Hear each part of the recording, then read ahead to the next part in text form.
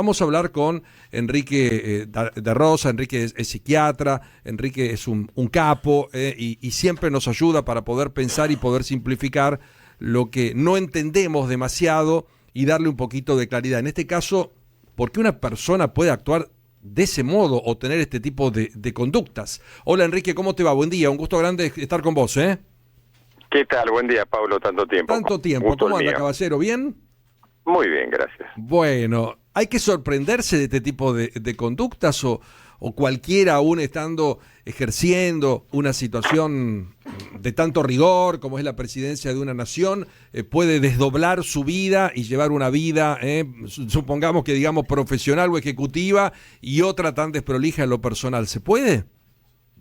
En realidad, más que sorprenderse, eso es un hecho histórico. Todos los hombres, o una cantidad de hombres en la historia que han accedido al poder y no han tenido la fortaleza mental de sostener ese poder, de poder hacer algo y entender que siguen siendo, como decían los emperadores romanos, siguen siendo solo un hombre. Cuando creen que han pasado esa categoría, los reyes antiguos creían que eran una encarnación divina y bueno, que Claro. una serie de cuestiones. A ver, uno cree que estamos muy alejados de la antigüedad, pero el sistema es más o menos el mismo. El sujeto cree que que está por encima de las leyes del bien y del mal. Y ahí entra un tema que hoy los podemos llamar impunidad, pero en definitiva es la persona deja de creer que es un mismo entre pares, que no es deja de creer que las reglas normales, morales, entre otras cosas, se aplican a él. Entonces, claro, empiezan a tener una serie de comportamientos que después podemos ponerle el nombre que quieras, Sí, sí. psicopático, narcisista y demás, pero en el fondo es que el sujeto cree que las reglas que se aplican a todos no se aplican a ellos. Qué bueno Y esto, bueno, ¿eh? Qué bueno. Tan aplicable al poder, porque en este caso con conducta, pero también vemos mucho político que cree que lo público es privado, que manejan lo público como si fuera propio, ¿no? totalmente, pero bueno, pasa en infinidad de situaciones en las que el sujeto, por su propia fragilidad, a ver, ejercer el poder implica una fortaleza. Voy a ir a un ámbito quizás mucho menor.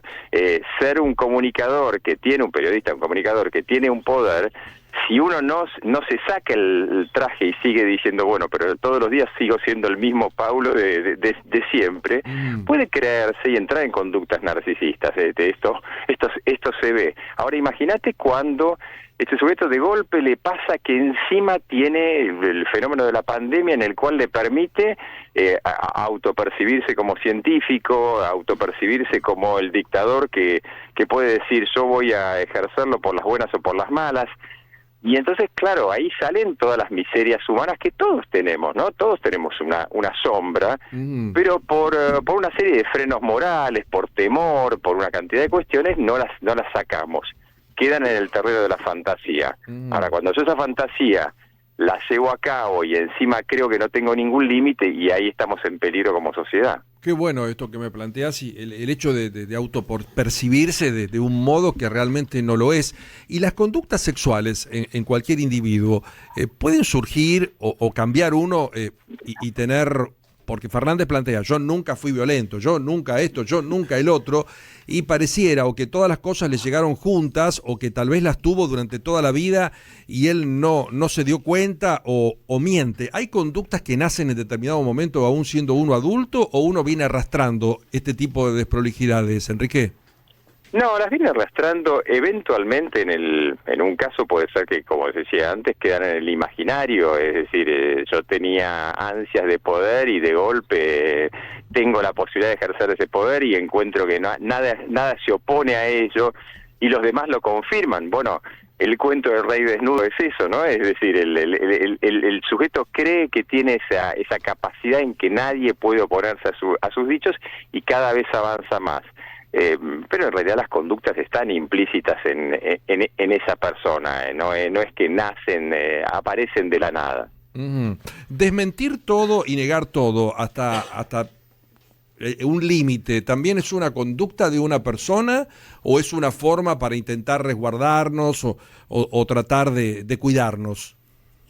No, en realidad, a ver, en todos estos casos, por eso a veces se habla de estructuras, como decía antes, narcisistas, psicopáticas y demás, Sí. es que en realidad el sujeto crea un mundo propio. En alguna medida, lo preocupante, me voy a ir un poco lejos al área forense. Lo preocupante en un sujeto que es un abusador de cualquier tipo es que él cree eso, que tiene que construirse una realidad que le permita cometer actos atroces o cometer actos amorales. Entonces tiene que tener toda una justificación que lo sostenga. Claro. Y él cree en esa justificación y tiene una pseudo racionalización. ¿Por qué lo de pseudo? Porque obviamente no tiene nada de racional, pero encuentran una cierta lógica en que, bueno, tuve que hacer esto, pero por el bien de los otros, o hago esto, pero en realidad estoy haciendo esto otro, que imaginemos que, por ejemplo, todo esto que él hacía, él podía percibirlo, y a ver, hoy han desaparecido todos los amigos, pero había un montón de gente que evidentemente acompañaba, claro.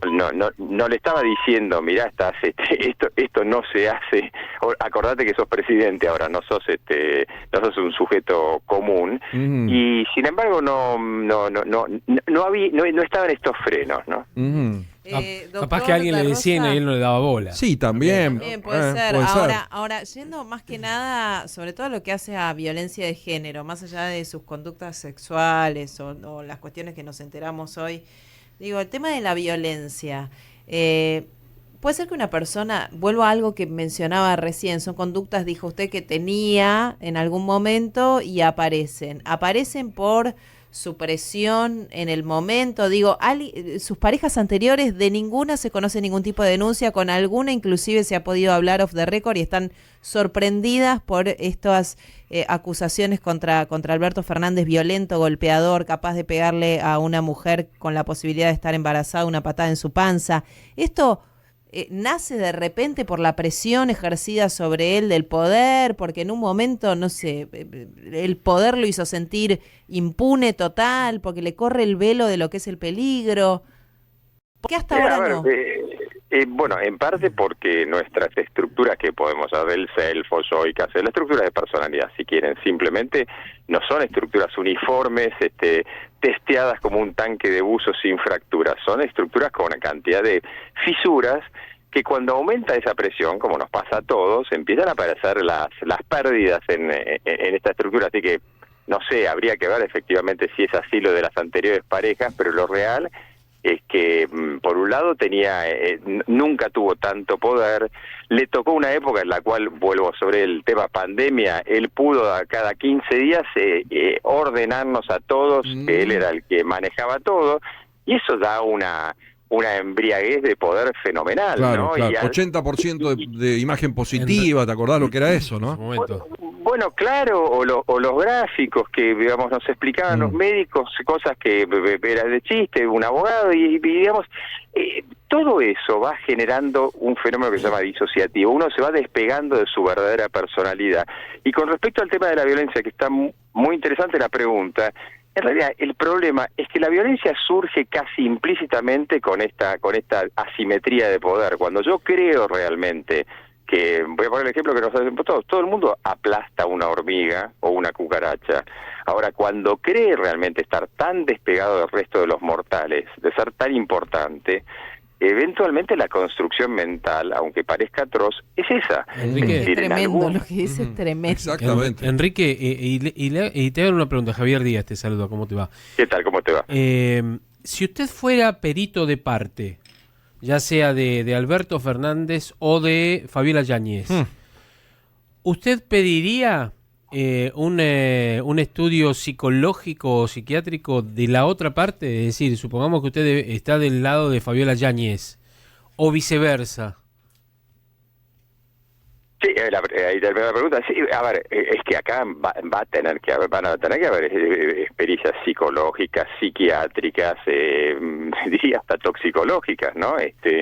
Evidentemente hay comportamientos que tienen una explicación, pero no una razón. ¿Y a qué me refiero? Bueno, en medicina o en ciencia uno puede decir, bueno, cayó un asteroide y destruyó una población, lo cual no quiere decir que uno no padezca esto.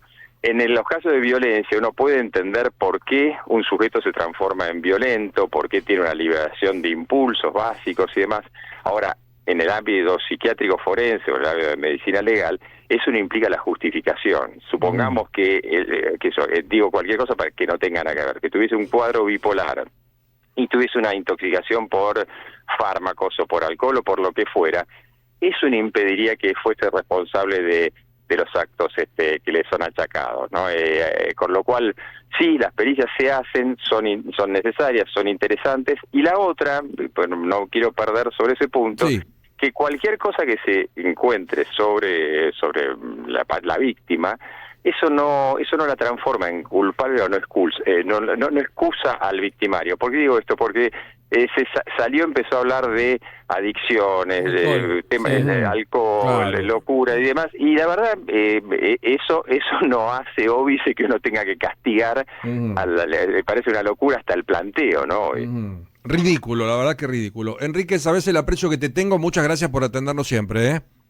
Igualmente a ustedes, un abrazo. Un Hasta abrazo luego. muy grande. Enrique de Rosa, que es psiquiatra, su matrícula es 63.406. Y vamos a